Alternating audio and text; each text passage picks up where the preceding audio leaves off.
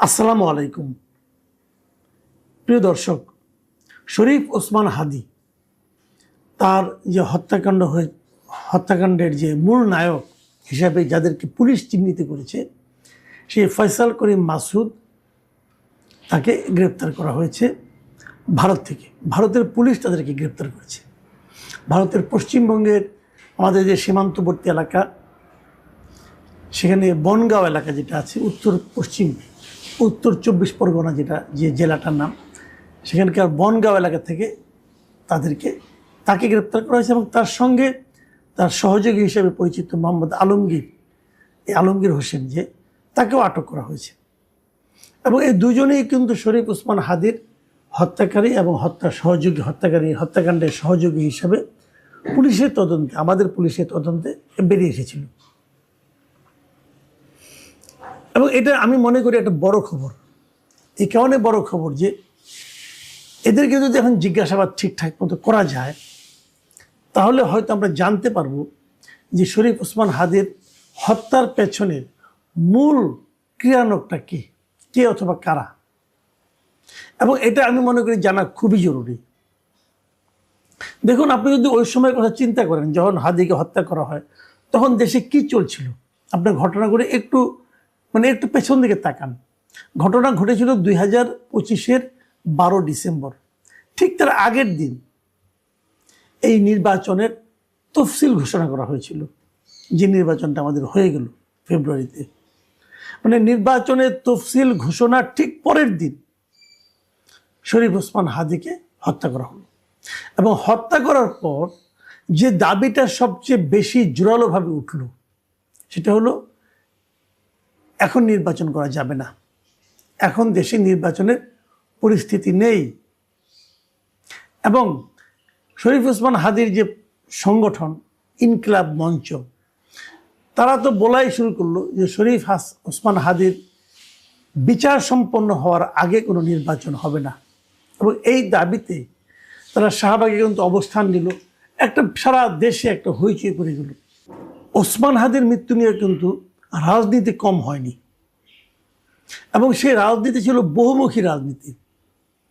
সেই রাজনীতির মাধ্যমে যে কাজগুলি করা হয়েছে বলে আমার কাছে মনে হয়, প্রথমত লক্ষ্য ছিল যে সেই রাজনীতির মাধ্যমে নির্বাচনকে পিছিয়ে দেওয়া। আরেকটা রাজনীতি ছিল সেই ইস্যুটাকে সামনে রেখে আমাদের 71-কে আরও অবমূল্যায়ন করা, 71-এ যারা মহানায়ক ছিলেন তাদেরকে অবমূল্যায়ন করা। এবং সেই অবমূল্যায়নের একটা নমুনাও আমরা দেখলাম যে ঢাকা বিশ্ববিদ্যালয়ের বঙ্গবন্ধু যে হল ছিল, বঙ্গবন্ধু শেখ মুজিবের নামে যে ছাত্রদের যে হল ছিল, সেই হলের নাম চেঞ্জ করে তারা কিন্তু সেখানে শহীদ হাদীর নামে নামকরণ করেছে। আর অনেক করেছে। আমাদের জাতীয় কবির সমাধির পাশে হাদীর কবর দেওয়া হবে, এই ধরনের একটা হুজুগ তুলে সেটাও করা হয়েছে। আমি হাদীর অবস্থানকে অবমূল্যায়ন করছি না। হাদী অবশ্যই একজন, আমার বিবেচনা, তার সঙ্গে আমার ব্যক্তিগত পরিচয় ছিল, তার সঙ্গে আমি একাধিক জায়গায় টকশো করেছি। আমার বিবেচনা হাদী একজন স্পষ্টবাদী লোক ছিল, এবং হাদী যা বলতো নিজের বিশ্বাস থেকে একটু অ্যারোগেন্সি ছিল, সেই অ্যারোগেন্সির সঙ্গেই সে কথা বলতেন। এটা নিয়ে আমার কোনো আপত্তিও ছিল না। এক একটা মানুষের টাইপ এক এক ধরনের হবে। হাদীর যে জিনিসটা আমি অপছন্দও করতাম, সেটা ওকে আমি বলেছিল ব্যক্তিগতভাবে, সে মাঝে মাঝে কিছু কিছু অশ্লীল শব্দ ব্যবহার করতো স্লোগানের সময়, মেঠো বক্তৃতার সময়। হাজি আমাকে বলেছিল জিনিসগুলো, যে আমরা তো ভাই এগুলো মাঠের বক্তৃতা অনেক কিছু বলতে হয়, সে মেঠো বক্তৃতা এগুলো ব্যবহার করত।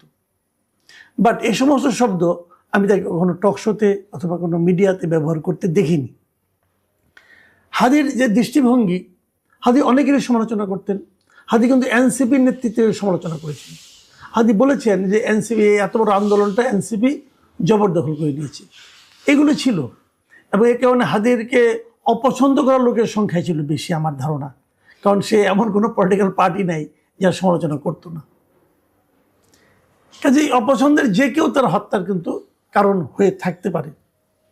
কিন্তু এটাও আবার সত্য, হাদী কিন্তু আমাদের যে জুলাই আন্দোলন যেটা হয়েছিল, 24শে জুলাই এবং আগস্টে, সে আন্দোলনের একদম সম্মুখ সারির মুখ কিন্তু হাদী ছিলেন না। হাদী সেই অবদানের কথা কেউ বলতেও পারবেন। হাদী হয়তো পেছনে ছিলেন, কিন্তু তাকে আমরা সামনে কখনো দেখিনি। হাদি প্রথম আলোচনায় আসলো ইনকিলাব মঞ্চ করে, এবং আমি তো মনে করি যে ৩২ নম্বর ভাঙার ক্ষেত্রে তার একটা অতি গুরুত্বপূর্ণ ভূমিকা ছিল, এবং সে প্রকাশ্যে টেনে আহ্বান জানিয়েছিল ভাঙার জন্য। এই সমস্ত মাধ্যমে এবং বিভিন্ন টকশোর মাধ্যমে, মিডিয়ার মাধ্যমে হাদি সামনের সাইজে চলে এসেছিলেন, এবং হাদি হত্যার পর হাদি যেন রাতারাতি আরো বড় মাপের একটা চরিত্রে পরিণত হলেন, অথবা তাকে চরিত্র বড় মাপের চরিত্র বানানোর চেষ্টা করা হলো। কেন করা হলো? যে এত বড় একজন ব্যক্তি মারা গেছেন, তারপরে ইলেকশনের কথা আমরা ভাবছি কেন? এই ধরনের স্লোগান তোলা হলো। কারা ছিল সে সময় যে নির্বাচনটাকে পিছিয়ে দেওয়ার জন্য? আপনারা একবার ভেবে দেখেন কারা ছিল। যারা ছিল তারা সেই চেষ্টাটা কিন্তু করেছে। হাদির যে জানাজা হয়েছিল শেরেবাংলা নগরে, এখানে অনেক বড় জানাজা, অনেক লোক উপস্থিত হয়েছিল। সেই উপস্থিতি নিয়েও নানা ধরনের বিতর্ক আছে। বলা হচ্ছে একটা বিশেষ রাজনৈতিক দল তারা সারা দেশের নেতাকর্মীদের সেই জানাজায় অংশ নেওয়ার জন্য পরিচিত করেছিল, আহ্বান জানিয়েছিল। তাদের উপস্থিতিতে এটাকে বড় করে দেখানোর একটা প্রজেক্ট ছিল।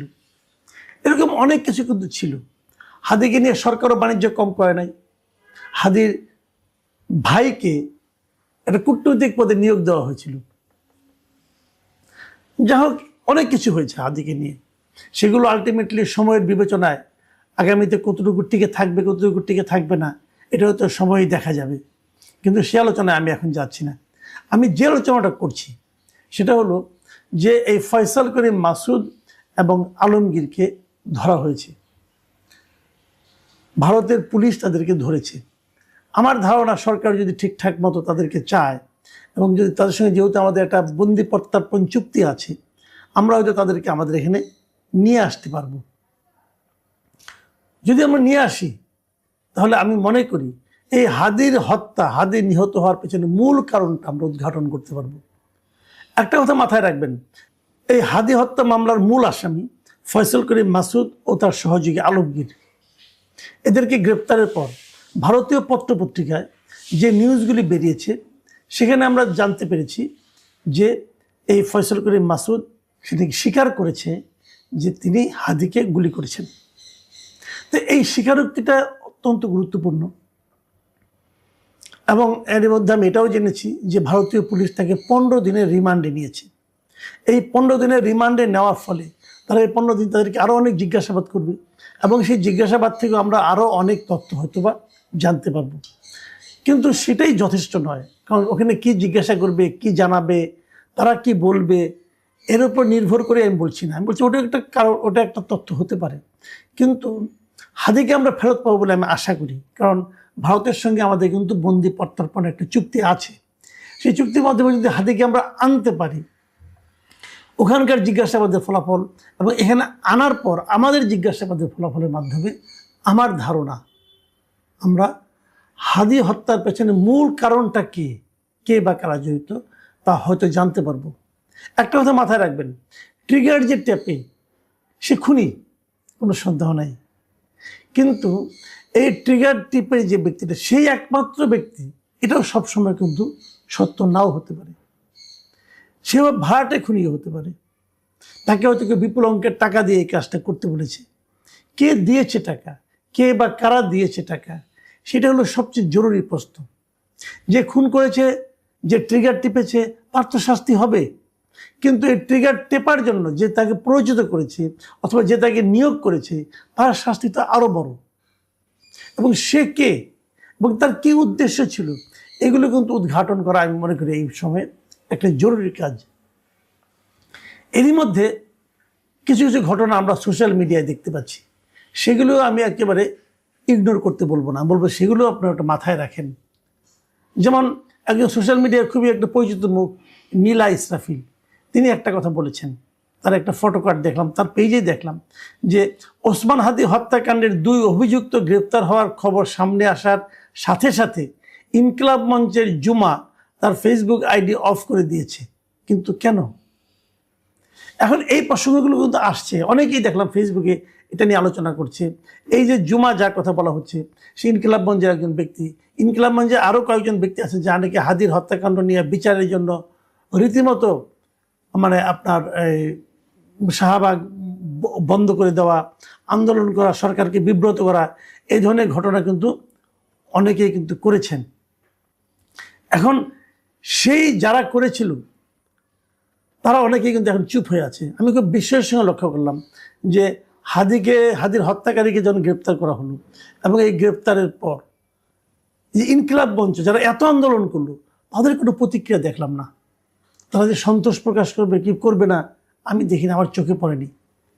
অথবা জামাত ইসলাম বলেন, অথবা এনসিপির কথা বলবো না, জামাত ইসলামের কথা বলছি আমি তাদেরও কোনো পেজ, অথবা হাদি মৃত্যুর পরে কিন্তু জামাতের আমির পর্যন্ত এটা নিয়ে করেছিলেন, ওনারা ফেসবুকে লিখেছিলেন, পোস্ট করে দিয়েছিলেন।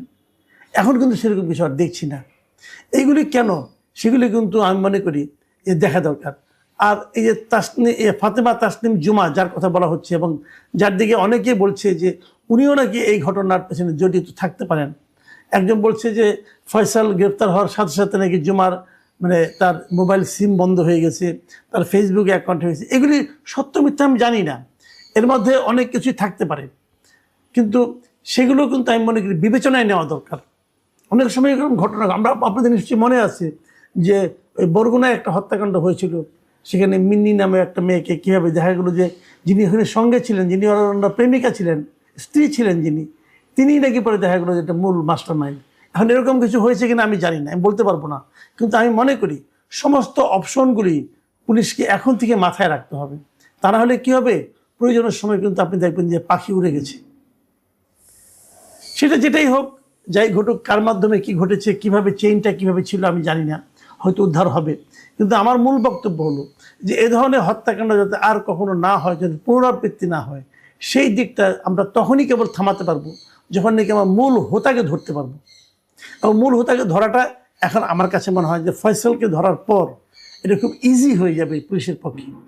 এখন পুলিশ অথবা আমাদের তদন্তকারী কমিটির যারা আছেন, তদন্তকারী কর্মকর্তা যারা আছেন, তারা সেই সুযোগটা নেবেন কিনা, অথবা এই সরকার সেটা নিতে চাইবে কিনা, নিতে বলবে কিনা, সেগুলোও কিন্তু আমাদের সামনের দিনগুলিতে আমরা দেখতে পাবো।